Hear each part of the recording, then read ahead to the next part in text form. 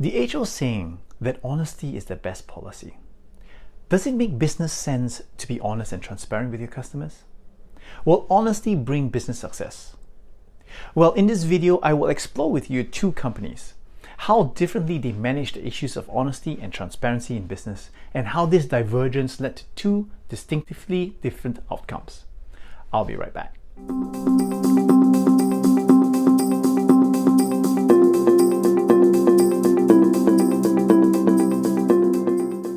Welcome back. My name is Raymond Huan, and if you own a business, you're interested in business, or you wish to learn more about the tips and tricks on how to operate a business better, I encourage you to click on the subscribe button you see before you right now. Does it make sense to be honest and transparent with your customers? The more important question to ask, perhaps, is why it is important to be transparent and honest in your business, and why should businesses tell the truth all the time? Allow me to answer this with one example. Volkswagen.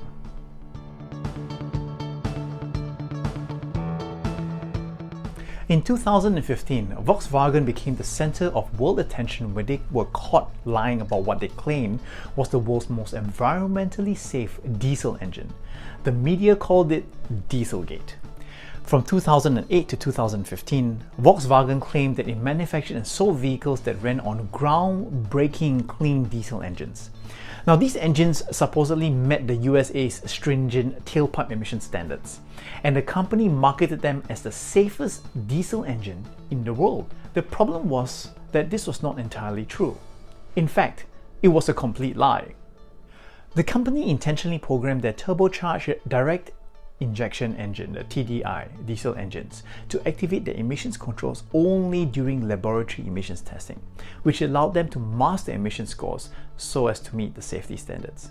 In 2015, reports confirmed that some 5 million Volkswagen branded cars, 2.1 million Audi vehicles, 1.2 million Skoda automobiles, as well as 1.8 million Volkswagen commercial vehicles were fitted with this defeat device in the engines. Well, they lost a lot of money. The whole incident was dubbed Dieselgate, and it was ruinous for the company. Volkswagen paid close to an estimated $30 billion in penalties and fines. In 2015 alone, the company suffered a loss of $4.6 billion, and its share price lost 40% immediately after the scandal. Volkswagen lost their reputation. There was widespread distrust from customers to car dealers. Their workforce felt demoralized, and in 2017, two high-ranking employees were sentenced to prison. The cost to its reputation as a trusted, reliable brand was tarnished in the mind of consumers and businesses alike, and it would take a lot of marketing dollars and resources to build the brand up to where it was before Dieselgate began. The Volkswagen story is an extreme example of what could happen when a company is caught cheating. It provides a good lesson on why businesses should not lie or cheat. What Volkswagen teaches us is that getting caught lying can be a very costly lesson for the business. They lied about their emissions and did not get caught by it, which in turn emboldened them to continue lying about it and spreading the same product across their product lines, thus increase their liabilities if they were to be found out. But that is part of human nature, isn't it? If you do something wrong, and you're not caught out, you'll be tempted to do it again and do it more. But that does not mean that you should do it in the first place. So if lying is bad, does it necessarily mean that being honest is good for business? What do companies gain when they are deliberate in being honest and transparent with their customers? Does it make good business sense to be transparent? Let's take a look at Patagonia.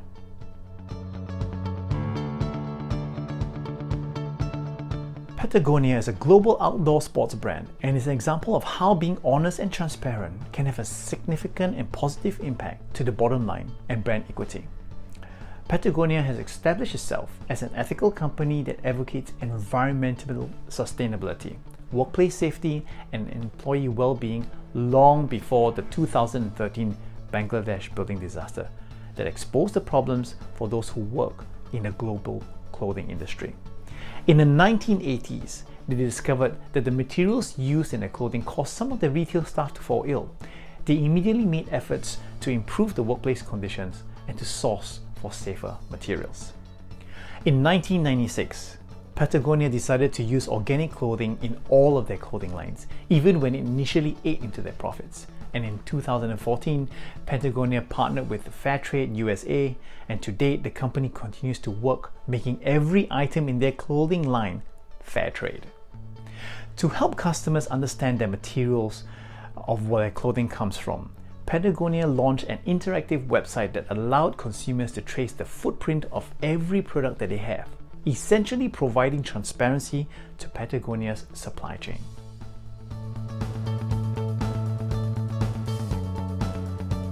In 2017, Patagonia is said to have earned over $1 billion in revenue.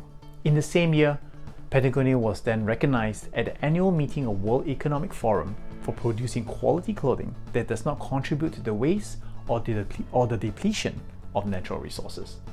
In 2018, Patagonia was ranked number 1 in the social goods sector of Fast Company's world's most innovative company list. And most importantly, because of its transparency strategy, Patagonia has nurtured consumer trust. In 2011, Patagonia ran their famous "Do Not Buy This Jacket" campaign, urging consumers to buy less and keep their clothing off the landfills. Surprisingly, this campaign generated a 30% increase in their sales, and Patagonia believes that this is the result of their consumer trust. Their consumers trust that the Patagonia jackets are well made, ethically sourced, and made from environmentally safe materials, so that they would rather buy just one good jacket from Patagonia that can keep for years to come instead of buying a new jacket every year. The CEO of Patagonia, Rose Maricario, says the following about the company's philosophy: "You can serve the interests of your employees and do what's right for the planet and still make great margins." Now, how's that for a thought process for your business?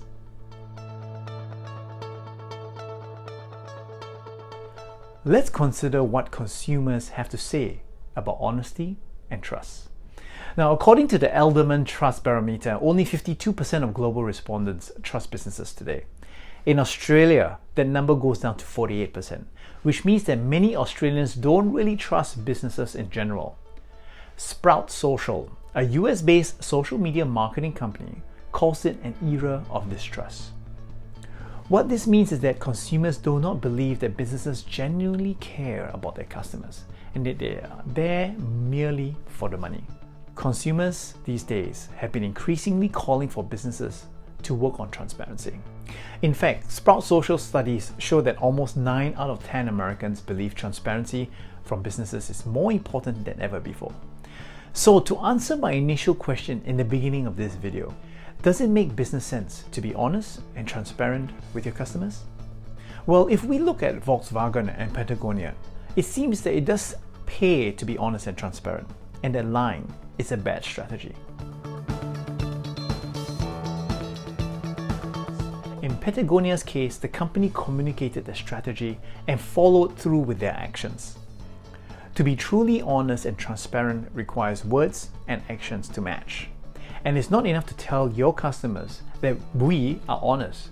We as business owners need to show them how honest and transparent we can be. You can redeem yourself by admitting fault and rectifying mistakes. And we all make mistakes.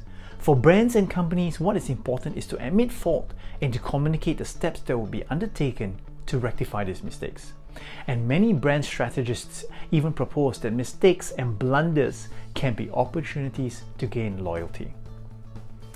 Sprout Social study supports this. Now, according to them, 89% of the consumers indicated that the business can regain their trust if it admits to making a mistake and is transparent about the steps it would take to resolve that issue. Communicating closely with your customers may require more effort, but think of it as investing in your relationship with them. When your customers suffer from a service outage of some sort, provided by your company, for example, take this as an opportunity to develop a better relationship with your customers. Closely communicate with them. Explain what caused the outage. Describe the steps that you intend to take, and frequently update them about where you are in the repair progress. Service outages can cause a lot of inconvenience to your customers, but the irritation intensifies further when you fail to communicate about what they can expect from you. If you are interested to know more about what a business has to go through when facing exponential growth, you can download the first chapter of the book, From 20K to 2 million in 2 years, absolutely free here. The chapter talks about the differences between a good and a great business and puts out questions that make you consider how you can turn your business from good to great. Thank you very much for watching this video, and I look forward to catching up with you again very soon.